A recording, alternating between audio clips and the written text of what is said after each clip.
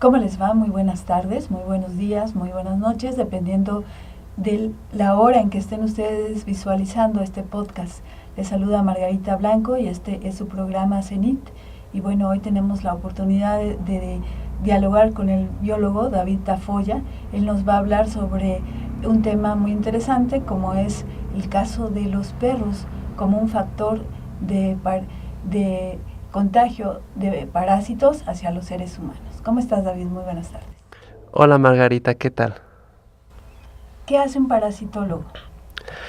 Un parasitólogo hace varias cosas. Hace investigación, hace divulgación para aportar obviamente en ambos rubros a la sociedad, al crecimiento de la sociedad.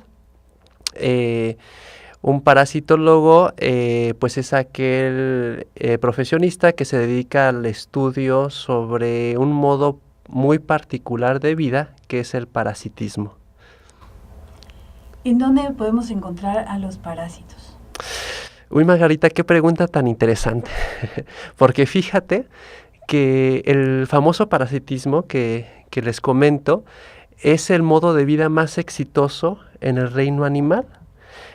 Prácticamente el 70% de todos los animales o son parásitos toda su vida o alguna etapa de su vida o tienen alguna estrategia que se apoya en ese parasitismo para poder sobrevivir.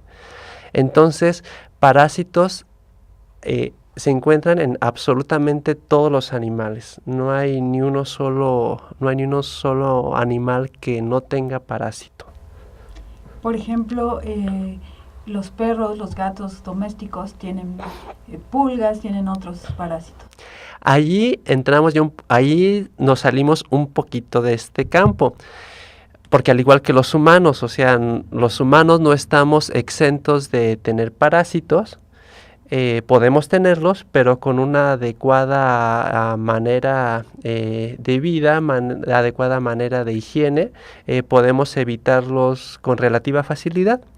Si hablamos de los animales de compañía o de las mascotas que están a nuestro cargo, también de cierta manera es fácil evitar que no tengan parásitos, lo cual no quiere decir que tampoco estén exentos a tener parásitos. ¿Cómo hacerle para que mi animal doméstico no tenga parásitos? Cuando me hacen esta pregunta, yo solamente tengo una respuesta y tal vez escuche un poco, no sé, rara incluso. Y es la siguiente: ¿cómo hacerle para que un animal, una mascota, no tenga parásitos? Pues, ¿cómo le hacemos para que nuestros hijos estén sanos? Es lo mismo, o sea, las mascotas son seres vivos que están bajo nuestro encargo, bajo nuestra responsabilidad, justo como un niño pequeño. Entonces, pues fácil, alimentarlos adecuadamente, mantenerlos el área donde ellos viven en nuestra casa limpia, estar al pendiente de cualquier síntoma de una enfermedad, inmediatamente llevarlos al veterinario. Y de esta manera, pues tenemos mascotas sanas, mascotas libres de parásitos y en dado caso, eliminamos el riesgo de un contagio zoonótico, o sea, del animal hacia el humano, gracias a las debidas acciones preventivas sobre las mascotas. Y en el caso de los seres humanos también tenemos parásitos. ¿Cuáles son estos tipos? En el caso de los seres humanos tenemos parásitos, pues fíjate que a nosotros nos pueden parasitar organismos de todo tipo. Desde los típicos parásitos que son las lombrices, pues tenemos las lombrices planas y las lombrices redondas. Las lombrices planas son las famosas solitarias. Yo creo que, bueno, digo el nombre común, tal vez la mayoría de la gente las conozca por este nombre, o inclusive también llamadas tenias, de forma generalizada. Y las lombrices redondas pues son las típicas lombrices intestinales, ¿no? Muy parecidas a una lombriz de tierra en forma, pero pues son blanquecinas y sin segmentación. Aquí tengo algunas muestras y ahorita las vamos a presentar. ¿Cuáles son los efectos de tener un tipo de estas tenias en nuestro cuerpo?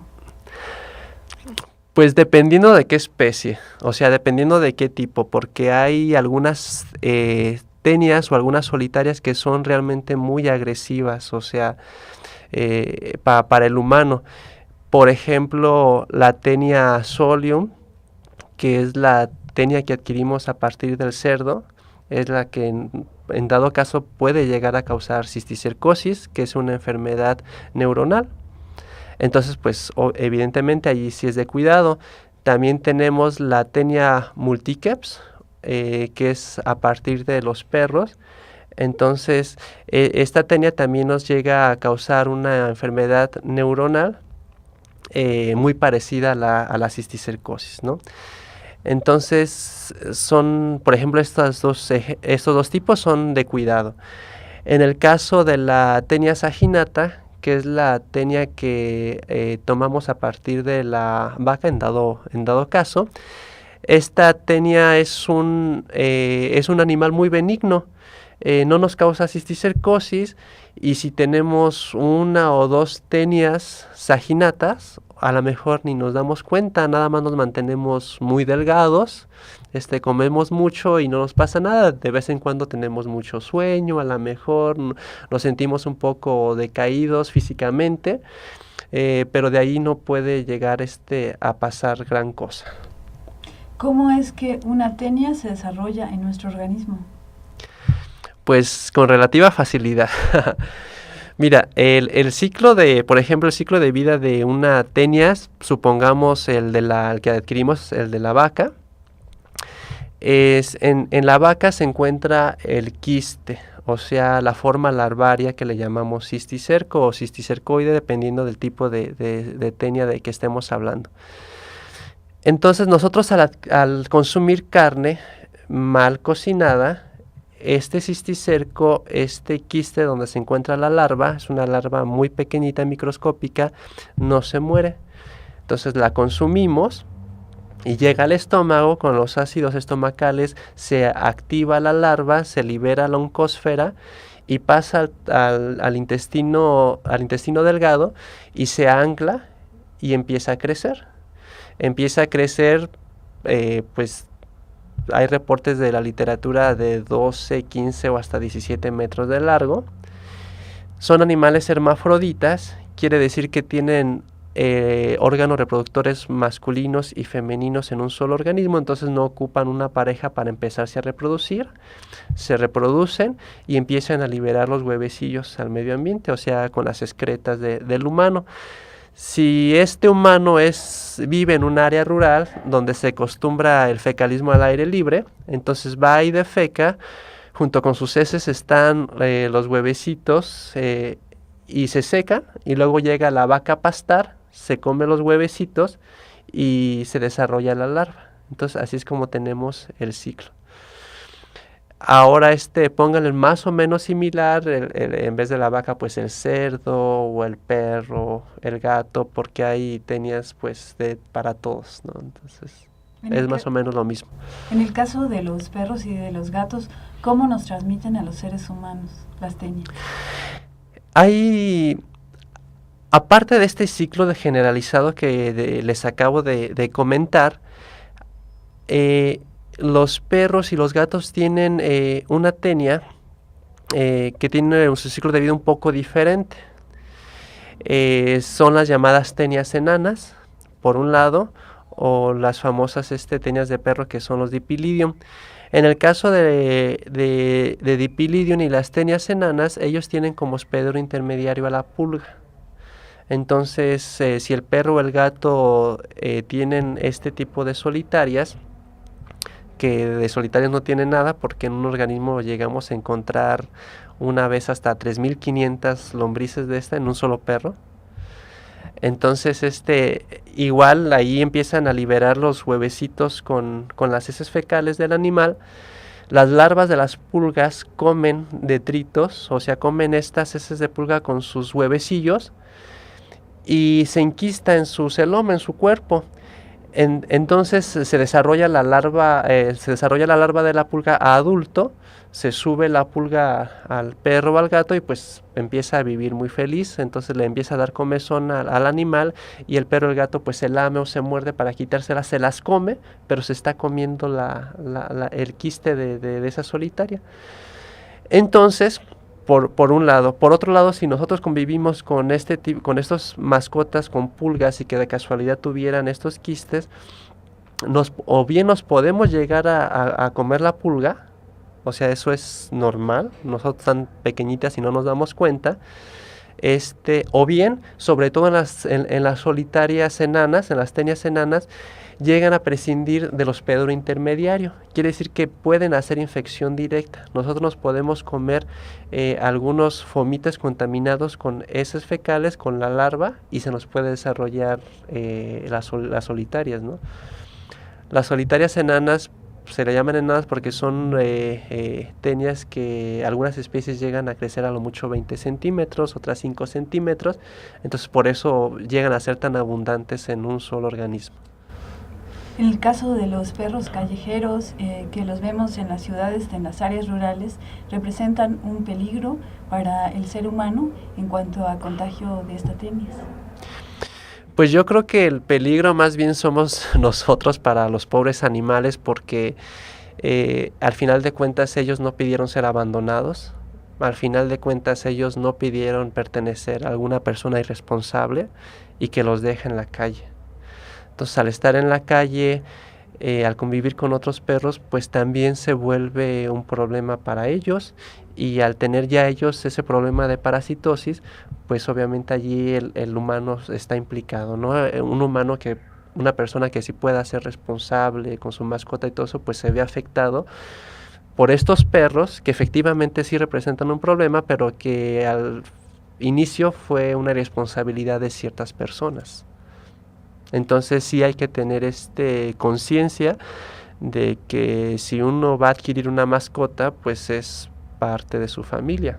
No vamos a dejar a alguien ahí, exacto, ahí nuestro primo en la calle. Es un problema entonces que generamos nosotros los humanos. Así es. Muy bien, David, pues te agradecemos esta tarde que estés con nosotros compartiendo la investigación que ustedes realizan en la Facultad de Biología, en donde llevan a cabo este análisis de cómo se desarrollan las tenias, los diversos tipos de tenias. Platícanos un poquito de eso. Sí, gracias. Pues allí en el laboratorio de parasitología de la Facultad de Biología de la Universidad Michoacana tenemos pues diversos proyectos de investigación. Por ejemplo, que son de parásitos zoonóticos, o sea, nos preocupa ver qué parásitos tienen los animales que nos pueden transmitir a los humanos y que puedan ser pues dañarnos en algún momento o de alguna manera. Por un lado, y también trabajamos con parásitos de fauna silvestre. Yo sobre todo me dedico más a parasitología de fauna silvestre, donde estoy investigando sobre la biodiversidad de parásitos que tienen los animales salvajes, ¿no? Tanto en la montaña, tanto en los ríos, lagos y en el mar, que precisamente ahorita es donde estoy trabajando en varios proyectos de investigación con parásitos de fauna marina. Muy bien, además te dedicas ampliamente a la labor de divulgación de la ciencia, te conocemos como colaborador de Cienciario de Cambio de Michoacán, entre otras actividades. Sí, pues me he enrolado desde hace muchísimo tiempo en esto de la divulgación. He estado por invitación en Cambio de Michoacán, soy articulista de Cienciario, que se publica cada martes, espero no se lo pierdan. También participo por invitaciones en el programa de radio de clasificación C, pero con C de Ciencia, que se transmite los sábados a las 3 de la tarde. Y pues bueno, ahí andamos, ¿no? Porque todo lo que se hace, pues hay que transmitirlo a la sociedad de alguna manera, que es lo importante. Y también eres parte de la Caravana de la Ciencia. Sí, desde luego, de la Caravana de la Ciencia, que es un programa del Consejo Estatal de Ciencia y Tecnología de Michoacán. Lo cual te ha llevado a diversos municipios a llevar talleres, a llevar conferencias. Sí, pues prácticamente hemos andado por varias partes de Michoacán presentando todos estos organismos. Lo que ven aquí se los he presentado en diversos foros a los niños, a los padres de familia, y pues para hacer cierta conciencia de los riesgos, no riesgos sobre los parásitos. Muchas gracias a David Tafolla Venegas por estar esta tarde con nosotros, y bueno, nos escuchamos y nos vemos en la próxima emisión. Gracias.